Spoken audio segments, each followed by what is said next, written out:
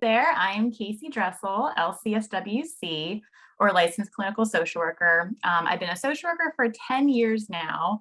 I've worked in skilled nursing facilities as a case manager, outpatient mental health as a psychotherapist, and now Chesapeake Life Center as a bereavement counselor. I've been with CLC since October 2019, so about 2.5 years now.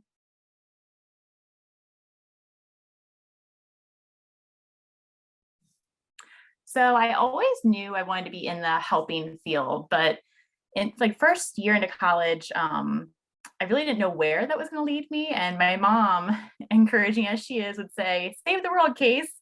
But I didn't really know what that looked like. And it took me until my sophomore year of college to find my way in the social work field.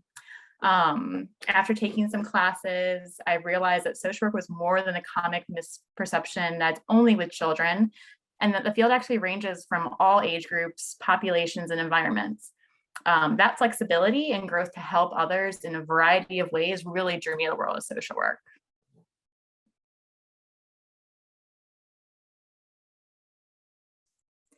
The time is always right for social work, but especially now, I think that's true as we navigate through the COVID-19 pandemic, systemic racism, economic inequality, global warming, other nationwide and worldwide crises. Throughout history, social workers were on the front lines to create space for change and improvements from the individual and community at large. So as we cope with these new challenges and crises, social workers are really needed each step of the way, from supporting the individuals to changing family dynamics and even creating new policies that support the rights of various populations and environments. So needed more than ever.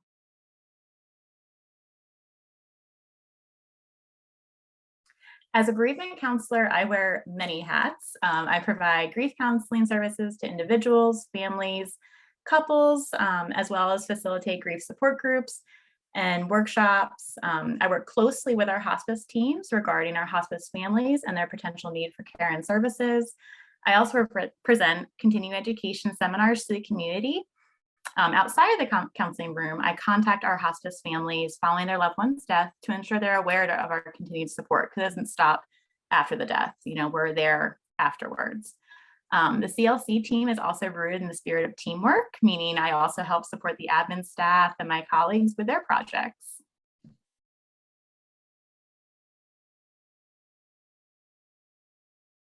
So anticipatory grief is grief that occurs before a loss. It's commonly experienced by the loved ones of an individual with a terminal diagnosis, as well as the individual who's dying.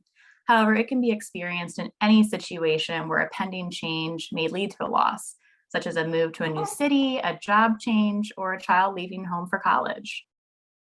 So dealing with anticipatory grief is a challenge in itself, but the first thing I tell people is to acknowledge it, name it, and allow the grief to exist. Anticipatory grief tends to be dismissed because the person's still here, but it doesn't mean grief isn't happening. There's a loss of independence or cognition that may be occurring.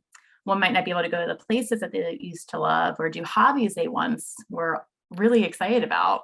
Even though the grief isn't death, it's still a loss of what was. So being honest with our emotions and really allows us to accept or maybe just understand that things are changing and our emotions are real and valid.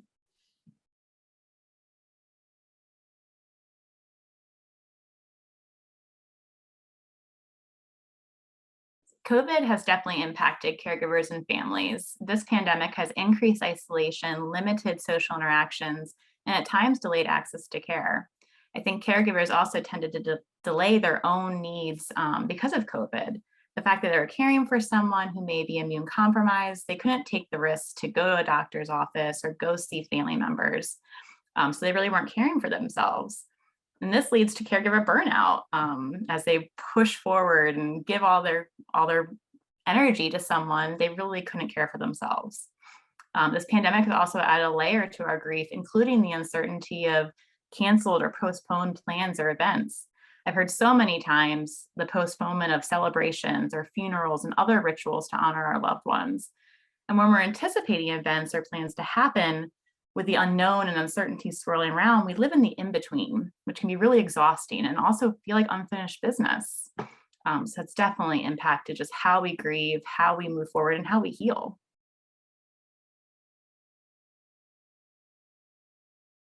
So grief is unique to everyone, and no one has the same exact journey, which also means the right time will also look different from one griever to another.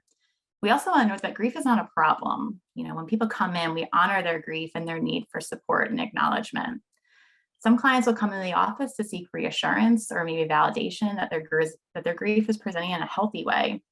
Others may seek support when they're feeling that their grief is all consuming and they need to find a new creative intervention to express themselves.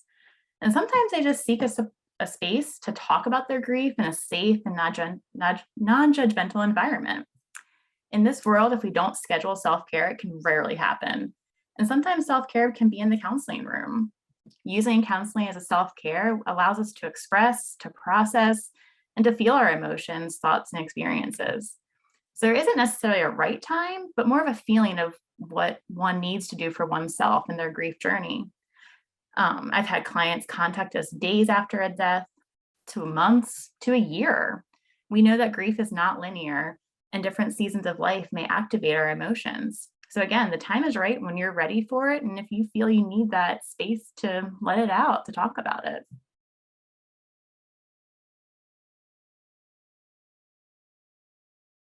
So the Chesapeake Life Center offers individual and family grief counseling, grief support groups, and grief workshops. We also work with agencies in the community to offer educational workshops and seminars surrounding the grief process. We work with clients ages 5 and older. We provide services to those residing in Maryland, and we have 3 office locations: Pasadena, Largo, and Charles County. As a part of the hospice of the Chesapeake, we provide grief support to all of our hospice families. Those families are entitled to a certain number of free grief counseling sessions, as well as support groups for the first 13 months following the death of their loved one. We also service those in the community. With those clients, we operate under a sliding scale fee based on clients' income. And for some of the group support groups and workshops, there may be a small fee depending on the type of group. So since COVID-19 started, we've really become flexible to ensure our services stay available to grievers. Sessions right now can either be held at one of the 3 locations, again, Pasadena, Largo, or Charles County, or they can be held via telehealth through our Zoom platform. For groups and workshops, they vary. Some are in person, again, at one of the locations, depending on the event. Some are exclusively virtual, and some are a hybrid where some grievers attend in person and others are through the computer, through Zoom.